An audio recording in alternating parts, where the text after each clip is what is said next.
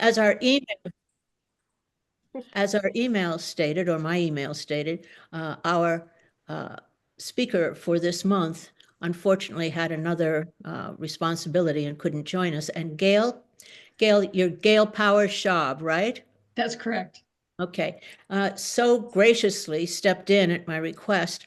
It's actually a perfect fit, and I don't know why I didn't think of it before, because Gail is the chairperson of the committee that selects the service project for Who's New in Madison.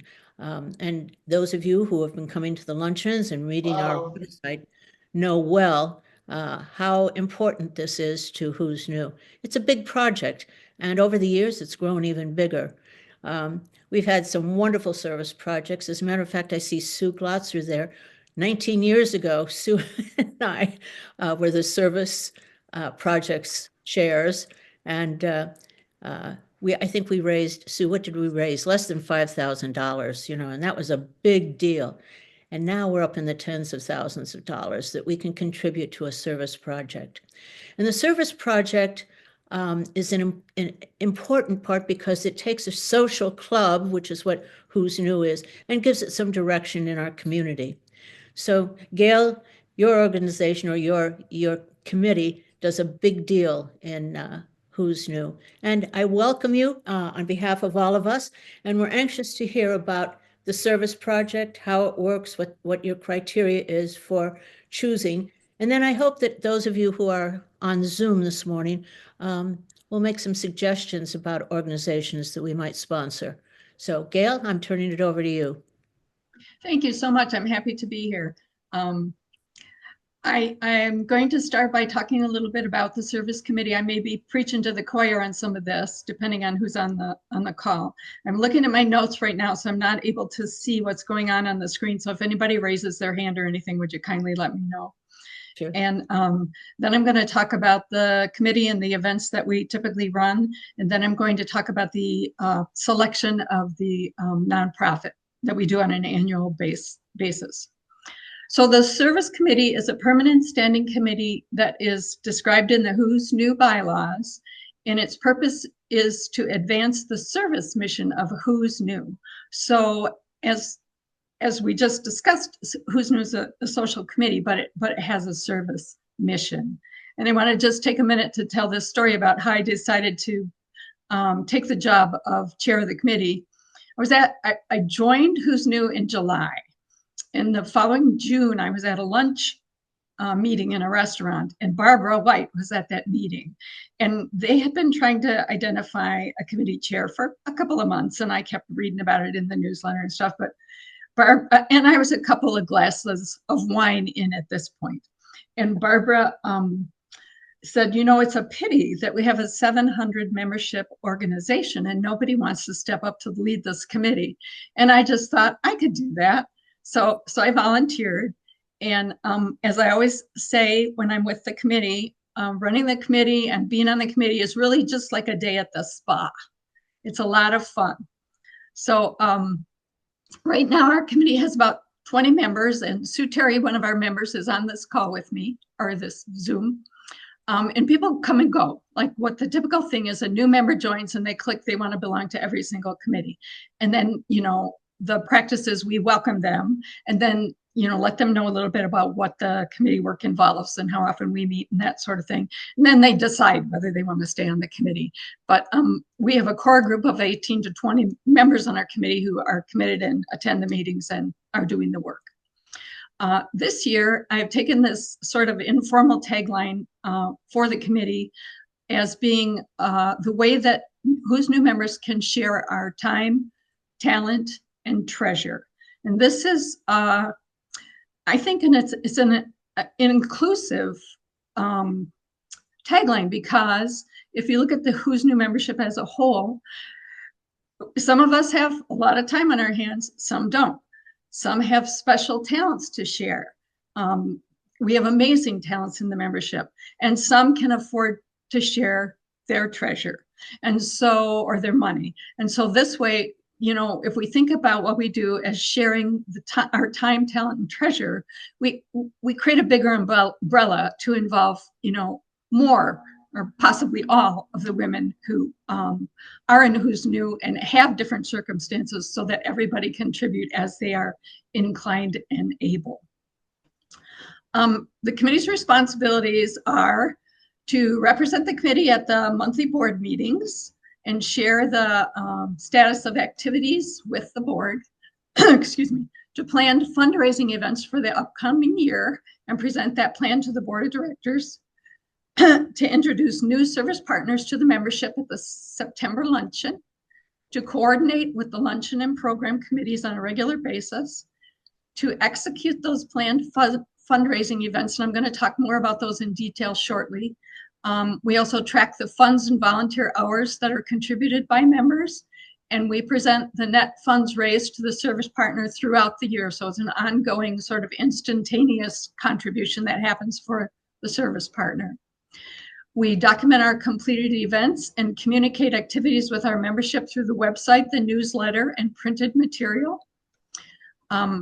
Excuse me. We present the year-end service activity results at the May luncheon, and we celebrate the service partner at that time.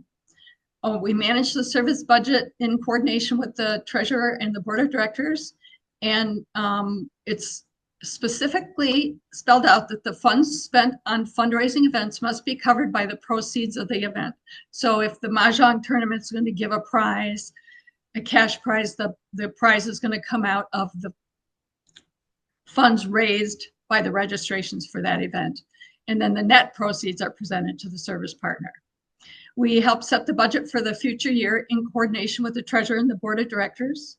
We help transition from one year to the next for service committee members and chairs, and we recruit new members and leaders as they're needed throughout the year.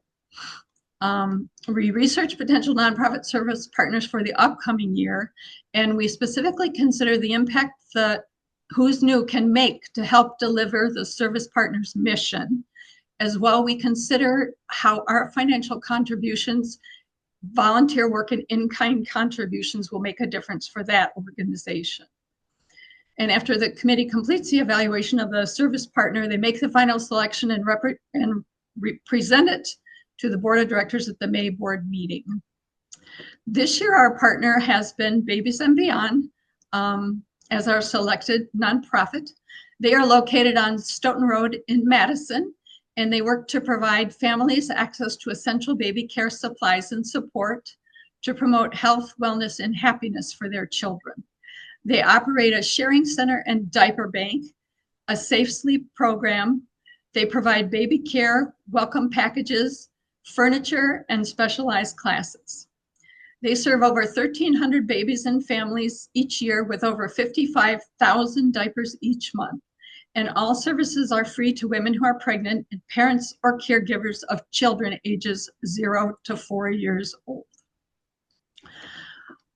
Our typical regular events that we sponsor throughout the year include, and these are coordinated with the luncheon and program committees, the Fall Walk, which happens in October, the Quilt Raffle, which happens September through December, the Holiday Bazaar and Giving Tree, which happened in November and December, the Mahjong Tournament, which happens typically in April, the Pickleball Tournament, which is a June offering, and then the annual Pig Roast, which is an August event.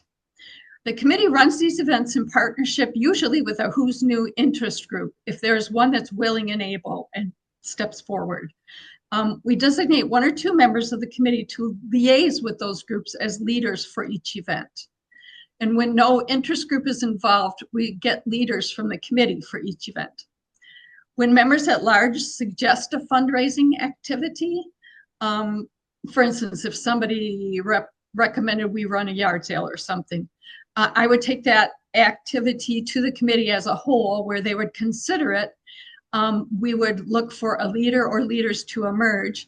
And if no leader or leaders emerged, we would pass on the activity. And we try to take advantage of other opportunities as they arrive. This year we set a goal of raising $15,000 for Babies and Beyond, and we're actually at around $22,000 right now. And so we've exceeded our goal and we're still going. Organizations we've helped in the past include last year was the Badger Childhood Cancer Network, Prior to that was Open Doors for Refugees. Before that, it was Girls on the Run, the Madison Reading Project, MADEM, Madison Area Urban Ministry. And on the website, there is on the archives page a list going back to the 90s of organizations that we have supported. If you're interested, I could share my screen and pull that up, or you can go and look, yourself. So we've, really spanned a wide variety of organizations that we've supported throughout, at least from the 1990s on. Currently, the committee is focusing on selecting the next year's partner. The committee has refreshed the criteria for organization selection over the last couple of months, and we post them to the Who's New website, and I'm going to try, bear with me, share my screen. Why is it not letting me? Oh, hold on. Entire screen. So you can see the criteria, and then I'm going to talk about the criteria. Okay, you see my screen? Yes. Okay, and do you see the criteria? Yes. Okay, thank you. So we worked on these criteria and adopted them in February with the approval of the board and input from the board and the committee. The service committee is providing these criteria for selection with the aim of doing a very thorough evaluation of the nonprofits that are presented to us. The idea is not that we're going to, look for and fund the nonprofit that scores 100% on every single criteria and every single category, but that when we make our selection, if we are, say, funding, we choose to fund an organization that doesn't have a website, we will understand that we did that, and we will understand why we did that, and we will be able to talk about that and defend that if anything should come up. Recently, while we were undergoing this process, the Goodman Community Center, I don't know if people have followed this news, has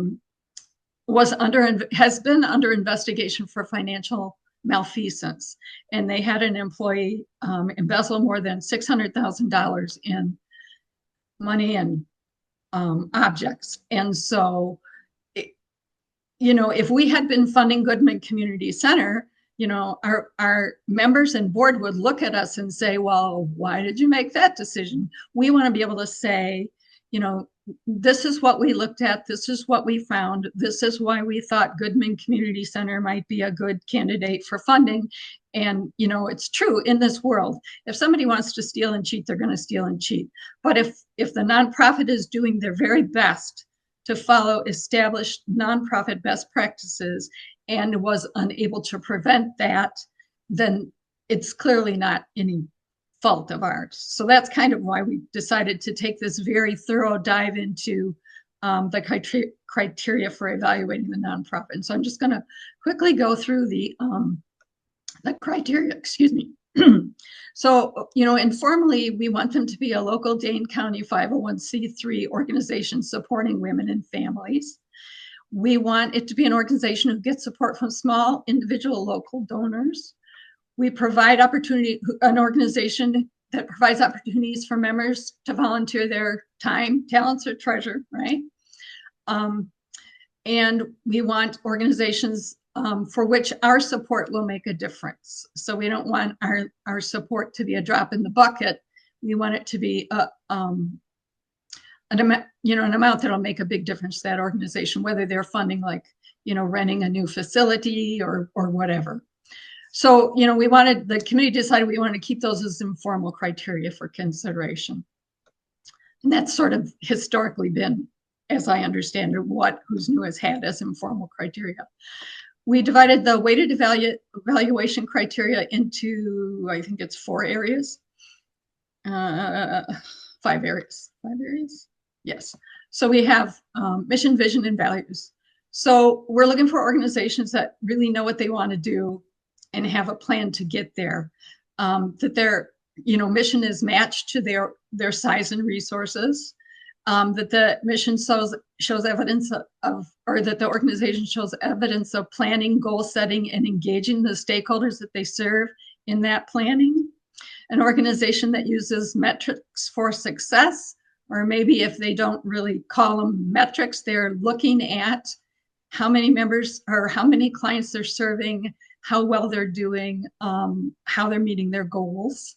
We're going to look at if the organization is engaged in policy and advocacy efforts to bring about long-term change and how they're doing that. We're looking for evidence of self-evaluation and self-improvement, both within the staff and the organization itself. We're looking for a transparent operation so that what the organization is saying about what they're doing and what they're actually doing match up, and that you can easily find it out. And we hope that the organization we fund will meet a critical need and avoid duplication of effort. Under organizational capacity and leadership, we're going to look at the composition of the board of directors and the senior leadership of the organization. We're going to ask if it's an inclusive leadership and if adequately reflects the community that they serve. We're going to look at the organization's strength and quality of partnerships and collaborations. We're going to look for evidence of passion in their staff, board, and volunteers. We're going to look for evidence that they're following nonprofit governance best practices, including things like rotating board members, term limits of board members, conducting board training, indemnification of board members, and use of conflict of interest policies. We're going to look at the number of paid staff versus volunteers. We're going to look at the inclusivity and retention of staff and volunteers. We're going to, look at whether they provide training for staff and volunteers, and the number of volunteers that they use and the volunteer hours that are committed. In the area of financial health, we're going to be looking again for finances that are transparent, well managed, and sustainable. We want to see evidence of regular external audit of financial statements. We want the internal financial procedures to reflect the standards of checks and balances that are best practices in the accounting world. We want to look at the income versus expenses. So looking at an organization that has program expenses, how much they spend on that versus administrative expenses and overhead costs. We want to see money spent on their top strategic priorities that would correspond with, advancing that mission, vision, and values. We're going to look at the consistency and reliability of the funding stream. And we're going to look at whether they have financial health as generally defined by minimal or no deficit spending. Finally, we're going to look at their communications and outreach. We're going to look at their website, if they have one, see if it's current. We're going to look at their social media engagement, if they have that. We're going to see how responsive they are to requests that come in through those different avenues, how they return phone calls, whether they return emails, that sort of thing. We're going to look for clear contact information for volunteers, donations, and locations. And then we're going to do a little bit of a look at the press coverage of the organization over time. So I'm going to stop sharing my screen if I can see how to do it.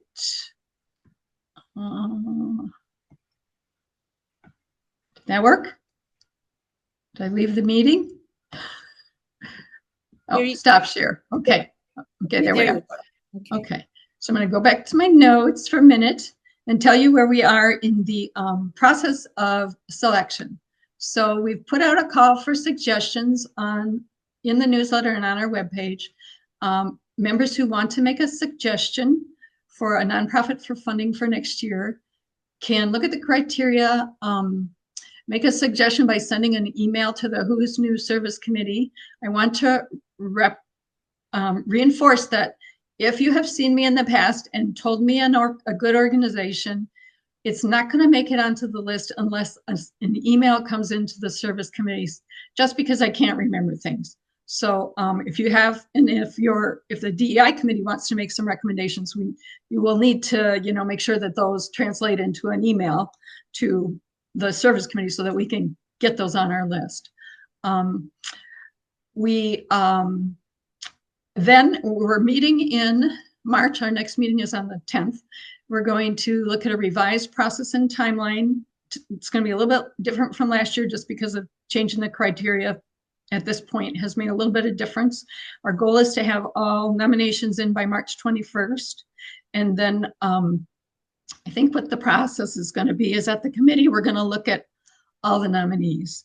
And then we're going to identify a certain number, 5, maybe 10, for an additional dive. And so one of the pieces of that additional dive will be that the committee sends a questionnaire to those organizations with questions that we'd like them to answer. A second part of that deeper dive will be the committee itself looking at their website, looking at their information that's available via ProPublica and GuideStar and public information like that all 501c3s have to have. And then from that point, narrow it down to one or two or a few who will come in and make a presentation to the full committee. So we're still in the process of tweaking all these things, but with the goal of meeting the guidelines of having a recommendation for the board by the May board meeting. So that's, I don't know. Oh, look, I've talked for 21 minutes. So I'm ready to answer questions. If you have any questions, or you all are free to discuss if you want to discuss, and then bring me in, when you have a question. Hi, Gail. This is Barbara White. I have a question. And you did kind of get into this. Well, first of all, I have to say that's a very impressive process that you've defined for the selection. And it's going to be a lot of work. So what I was going to ask is, it's like, you're going to have sort of a two-step process, and where maybe you get 15 ideas thrown in somehow in a relatively straightforward way, you down select that to the 5 or something where you're going to take the deep dive and do all those things. I mean, are you looking at it that way? Because that is like quite a thorough process you've defined. That's my question. Yeah. So the next step for me is to bring to my March 10th meeting to my committee the process with that all laid out. And honestly, I'm procrastinating on writing it. So, but yes, it is intended to be another 2 or 3 steps. And with various degrees of work, we trying to not make it too burdensome on the nonprofits. And we're trying to develop a questionnaire that will list the information that we can't find out on our own from the nonprofit. And then I think that we really want to have, so that's like 1-2 steps right there. And then we want to interview some of the candidates. We want to have them come and present before, so that we feel like we've done a really good job. So at the end of the process, and you might have said this, but will you get down to like your top 2 or 3, and then the service committee will say, okay, this is the one we really think we should go with, but then bring that to the board? Yes. It's possible we might bring 2 to the board. I'll try not to do that, but no, I mean, that's good. I mean, the board, like, I've been on the board forever, and so a bunch of other people here. I mean, I think it's appropriate to say these are our top 2 or 3, and these are the relative pros and cons. And then the board or the committee thinks that this is the top one, but let the board have some opportunity to give input and talk about it.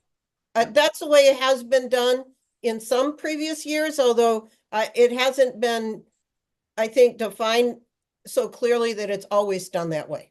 Right. Yeah. So, Gail, I have to congratulate you on such a professional approach to this. I must say it's certainly much more involved than it used to be, and it speaks to the professional growth of our organization as a whole. I also have a couple of questions about it. How many suggestions do you usually, how many did you get last year? I don't know, because a lot of the records I didn't get. So Okay. I don't know. I'm just wondering, if you get more than 2 or 3 to begin with. I think we're at about 12 right now. Oh, really? Okay, that's great. I also am curious, the amount of work that goes into this is amazing. Since Who's New is an all-volunteer organization, I continue to be impressed with what we're able to do. I would like to open this to anybody who's on Zoom today to make a suggestion, if they have any, of an organization, to whether you worry about it meeting the criteria or not. Just take a deep dive and come up with something. So is there anybody who has a suggestion? Jennifer, you're muted. No, I'm sorry to say I don't. It seems like there's a whole world of need out there, but I don't know.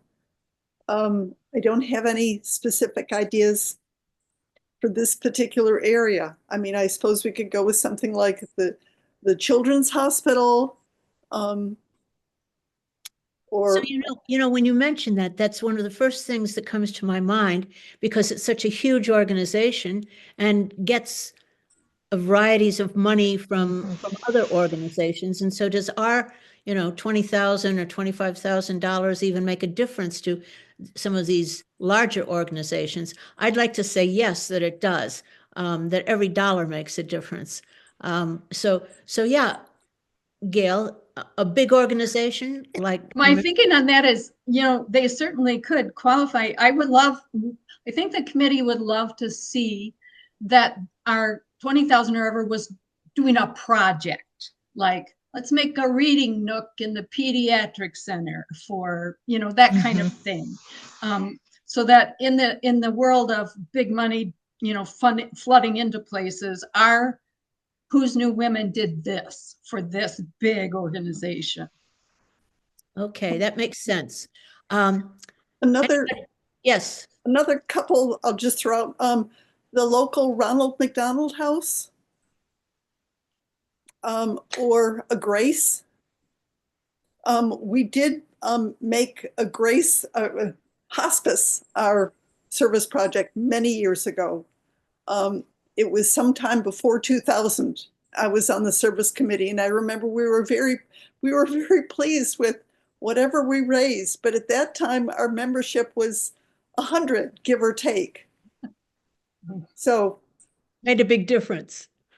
Yeah, I think the practice more recently, it doesn't mean it needs to be the practice going forward, is that we have selected organizations that are quite small and very local, where the work that we do for them kind of just knocks their shorts. I mean, and this was true. I can't speak to Babies and Beyond, but I know, like, Girls on the Run, I mean, they were blown away with what we were able to do for them.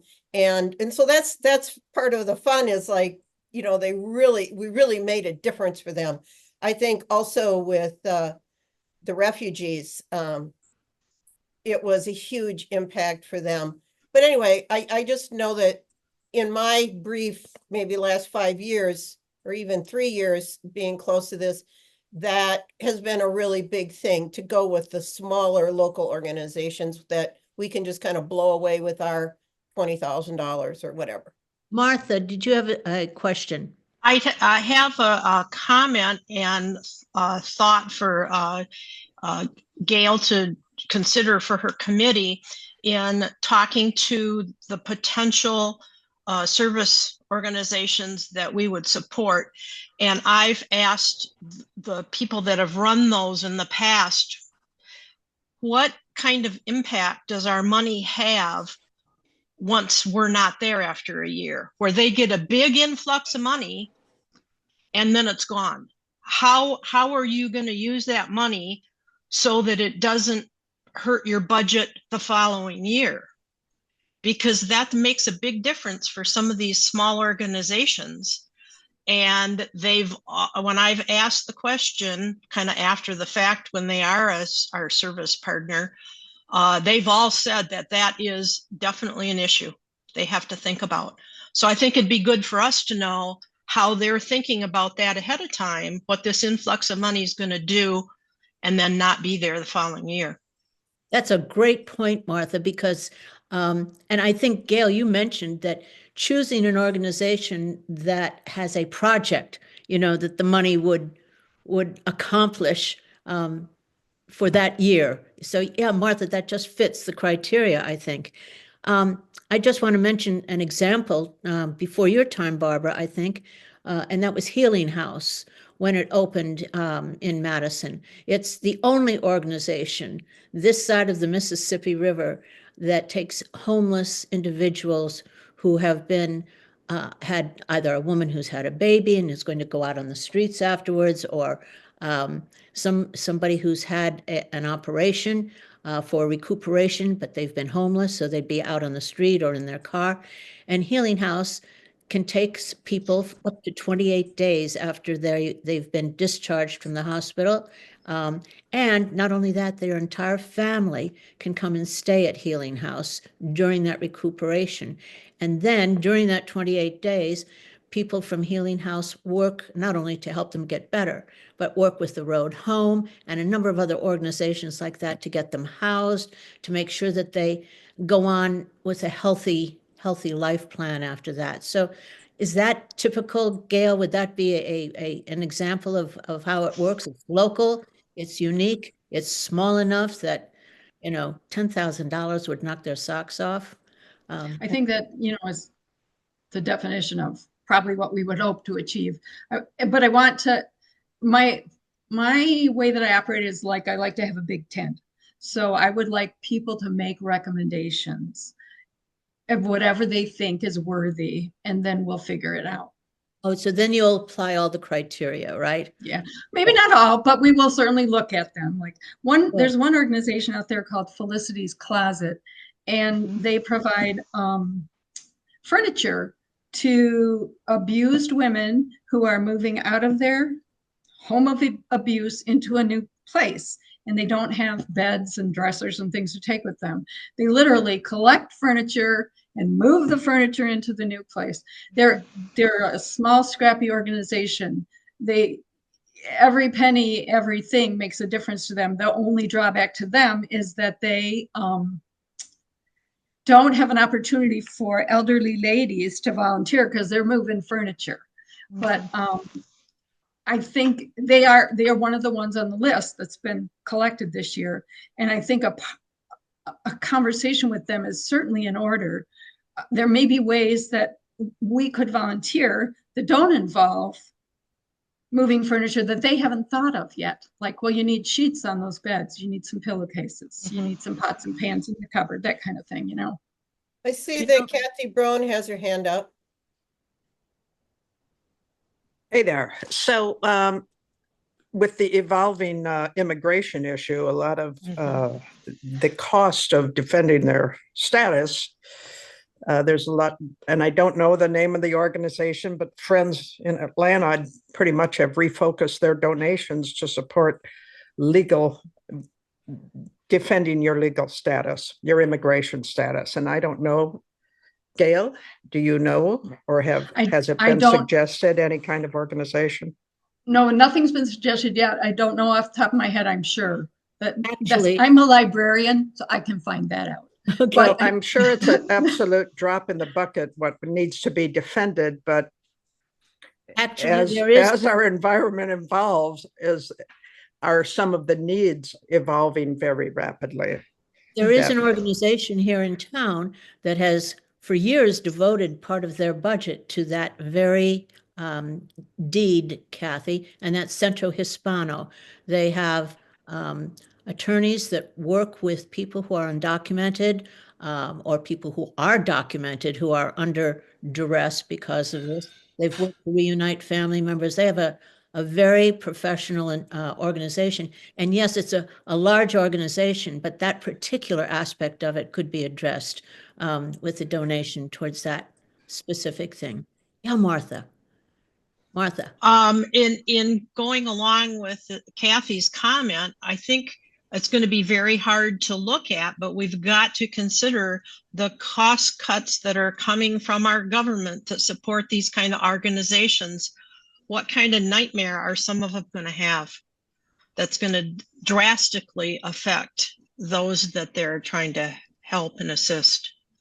Absolutely. But how do we know ahead of time when we're choosing but I think it's definitely going to be a factor out there this coming year. Yep. I have Jennifer, did you have one? I'm sorry, I thought you had your hand. Okay, just that what Kathy was mentioning seems very worthwhile. I think the part of the challenge is finding an organization that works for us in terms of our ability to do something beyond giving money. Mhm. You know, to have something that we can bring to luncheons and our impact at Girls on the Run was very profound because we spent hours there, you know, woman hours, you know, putting things in boxes. And, you know, there was lots of just grunt work to be done that they really appreciated our doing. And because none of us are lawyers, well, I shouldn't say none of us, certainly I'm no lawyer. It's just to say, I'm not sure. It would take a brighter mind than mine to know what we could do for that organization beyond donating money. Jennifer, that's one of the things I always think about when I think who we should recommend, because I know this sounds trite in light of some of the issues, but women, and who's new, like to shop. And one of the things that we are so good at is providing products to help the organization. Every luncheon, you see a lot of stuff pouring in based on what the organization needs. And so, yeah, when I think about who we should choose, I always think, is it the kind of thing where we can support them on a monthly basis in ways beyond financially? So, yes. Anybody else? Yes, Barbara. You're muted there. I want to back up the train a little bit, and I apologize because this is kind of self-serving. But can you give me just a real quick timeline as to when it is nominated, when it is picked, and when it is given out? So we are having the nominations due by March 21st this year. Our goal is to have a recommendation for the board at their May meeting, what is first Tuesday of May. And Barbara White, you might want to comment on this I don't know in the past when the news has come out. Like I didn't find out who the service partner was until August or something last year. My goal would be to announce it right away. So I don't think there's a firm answer to that. Typically, historically, we haven't had the pickleball tournament is just in its second or third year, and that is so late in our Who's New Year because it's in June. So what we've done is we at least let that last fundraising event close before we introduced the new service partner. And Okay. of course, the big introduction is in September, but I don't know, and you could talk to the board about it, that there's any reason once we hit July and we have closed fundraising for Babies and Beyond, that we couldn't let people know what's coming. It would make sense to me. I'd like that. Now you I mentioned, know that I know the year with Girls on the Run, the schedule changed too, because once they were selected, there were a lot of things we could do for them over the summer.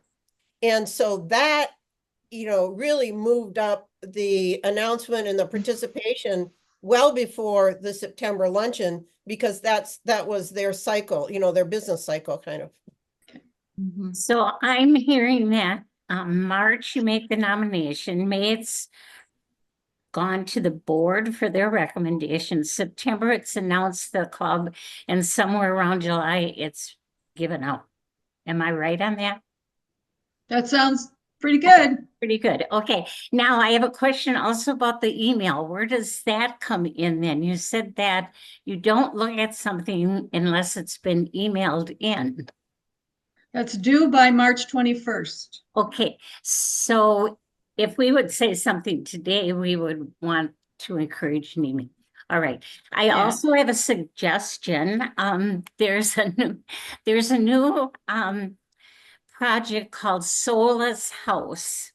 SOLACE. It's on Mendota Drive. It's a house that has been bought, remodeled, redecorated, all by volunteers. It is a house for hospice services for the homeless. Ah, Right now, it only has 4 beds that it services, but it has room for expansion as it goes along. It would fit our service project because it has need for things like sheets, toilet paper, paper towels. It has need for cookies to be baked for the visitors. It has cleaning opportunities, watering plants, lawn care opportunities. There's a lot of things. It's all run by volunteers. There are some paid services in the nursing staff, but the rest of it is all volunteers and fundraising. So I would like to recommend that. It's SOLACE. I will send an email. And Thank you. also recommend everyone reading the book called Rough Sleepers by Tracy Kidder, Kidder, which would give you more. It's about a man in Boston who does something like this, but he has a van, he's a doctor, and kind of gives you an insight as to what the homeless do go through with their medical needs, and especially if this group is so passionate about their end of life care, not being in the streets. So that's my pitch. Thank you, and send that email. That's Anybody- heartwarming. Pardon? That's heartwarming. And similar to what Yeah. Pat was saying for the other Yeah. house, Think- is that after surgery or birth or whatever, you're not out on the street. Right, yeah. It's, I think one of the most heartwarming things I heard was, one of the people said he had never seen a sunset, probably 20 some years. Never seen a sunset for 20. That just blew my mind. Are you saying that the house has a nice peaceful view or? Oh, yes, it's right on Lake Monona, and it's on Monona Avenue, and there's a big space, a park right across. They have 2 end rooms that have big picture windows. And the first time I visited, the sun was going down. Kind of a good sign, but there is a place they can watch the sunset. wow. Wow, that does seem to fit. I mean, I can't imagine anything much better than that. Anybody else? Okay, I just want to say, and this seems so different from what you've proposed, Barbara, but I'm going to suggest something else too. We had hoped this morning to have the CEO of the YWCA here in Madison speak, and I thought that it was appropriate for what we're talking about with Gail. I know when we think about the YWCA, we think that it's part of this huge organization nationally. Well, it is, but they don't get any funding except locally. And yes, they do raise some big amounts of money every year with their luncheons and women of distinction. But I wanted her to speak to us this morning, particularly about the services they offer in our community. I think we all take the Y for granted. And the YWCA, it's always been around, blah, blah, blah. But they have 2 physical locations. One is on Mifflin Street downtown. It's an old hotel, and I'm sure you remember it. It's right on the corner of Mifflin, right on the square. And in it, aside from a number of offices, they house elderly women who have no place else to go, who have fixed incomes, who are single, and who are alone. Some of those women have lived there for a number of years and lived until their end. They also have a number of floors devoted to single mothers with children under 5. In both cases, they support the people who live there with a variety of services. Where for the young mothers, the single mothers, it's parenting classes, it's school some of them getting degrees for the first time. So that's just one part. They also provide, interestingly enough, rides for people who have no way to get to their jobs. This is so important for people who don't make a lot of money or who live off a bus line. So they have a ride service that they provide. They provide, aside from that housing, they actually own and rent, I believe, a number of properties around Madison where they house people who are in need. They also provide classes for men and women on how to use computers, how to do their resumes, how to get jobs. They have such a wide variety of services. And I was hoping that she could describe them far better than I am. The other thing that, and I go to the touching need, is that I could just imagine our organization supplying a range of products that we'd go shopping for to fit this. So yes, it's a huge organization, but they have specific plans for each quarter that we could maximize their financial situation. So that's an example too that I was trying to think about. One other one, and those of you who saw her speak or listened to her speak in December was the Hmong Institute. We had Maison Vu speak about the Hmong population here in Madison and their struggles to survive in a different country. The things that they do to hold on to their own culture, the problems that they have getting medical care because of their religious beliefs. And so that's another one. So yeah, I'll send some emails as well. But Sure. but please, all of you, be thinking and talking to our other members about what we're looking for, because I am amazed, number one, that we have over 700 members, but I'm amazed at what our organization is able to do in our community, and how people find out about us. Yeah, they find out about us through these service projects. They find out about us from their neighbors who are involved in other volunteer organizations. I continue to be energized by Who's New in so many ways, as I'm sure all of you do. So any other suggestions? Anybody who would like to make a comment? Martha? I want to thank Gail for all of the time and effort and really great thoughts that you put into rewriting the selection criteria process. It was, I would say, a little loosey-goosey when I was on the service committee, even though we chose, I think, really good people to partner with. But this just spells it out so clearly, what we're looking to do, and explains it, I think, very well to our membership, and gives your committee, a mission and a place to go. So I just, hats off to you and your committee. It's a great committee, and like I said, it's just a day at the spa. Barbara, Well, we're glad you look at it like. Barbara Peterson, you had one more question. You're muted. You're muted. I was trying to respond to the chat. The book is Rough Sleepers by Tracy Kidder, Kidder. Thank you. Thank you. And Gail, I want to thank you. You all should know that I only called Gail last Thursday. So I don't know how much of that you put together at the last minute, but I am grateful and I am amazed at the professionalism. And I think that it really represents the changes that Who's New has undergone over the last few years, the last number of years, as a matter of fact, to a very professional organization of women who have retired from their professions and are giving back to the community.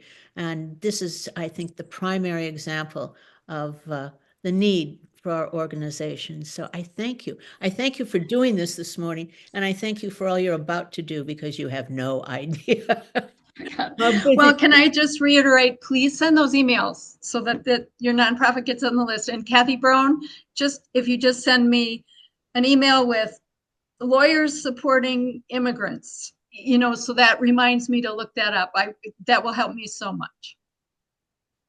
Jennifer, I just wanted to add on a personal note that it's been a couple of decades since I started making the photo cards that I sell at the December Bazaar. And I sell them to people outside of Who's New as well and tell them, where the money is going. And I think it really adds to their pleasure in purchasing them to hear that, that they're contributing to a good cause as opposed to, Hallmark or whatever. So my thanks on behalf of, those who buy my cards, so that's all. Barb? We can't. Barbara, you're I thought you were talking to Barb Peterson. I'm Barbara. Anyway, I wanted to also shout out, in addition to, you get in trouble when you start acknowledging people, but in addition to Gail's amazing leadership this year and stepping up, also want to really shout out Sue Terry, who's been really involved in so many, I'm not on the committee, but I kind of work on the side trying to help out here and there. And I know Sue has just been an amazing contributor, particularly this year. And are you guys in a co-chair next year? Is that what's going on? Yeah. great. Anyway, So I thank second you. that. Thank you, especially Gail, again. Thank you so much for stepping in and making this real for all of us. Thank you all, ladies. Have a beautiful day today. Thank you. And we're going to stop recording now, Barbara. Does anybody know about a march today downtown? I'm sorry, Barbara, what did you say about what? A march downtown today? Does anybody know at 1 o'clock? Am I right? Is there a march by Ron Johnson's office today at 1? I read it somewhere, now I can't find it. I just Ron- Ron Johnson's office? yes. Oh, I'll have to keep looking. Huh. Thank you. okay. Okay. I don't know about anything he's doing. I hope there's quite a crowd. Yes. That's what we're trying for. So we get on TV. all right, everyone, I have to tell you that I think I stopped the video just on me, but probably not the entire video. So just so you know, we're probably still being recorded. Whenever I go to share screen, I lose access to some of the controls. And so anyway, we need to officially close the meeting. Officially closed. Thank you, Barbara, as always, for making Yeah. this happen. Appreciate it. Thank you. Bye-bye, ladies. Bye, Welcome. Pat. Good to Bye, Kat. see you. Pat? Yes. Pat Eaton, I just want to inject one thing, and that is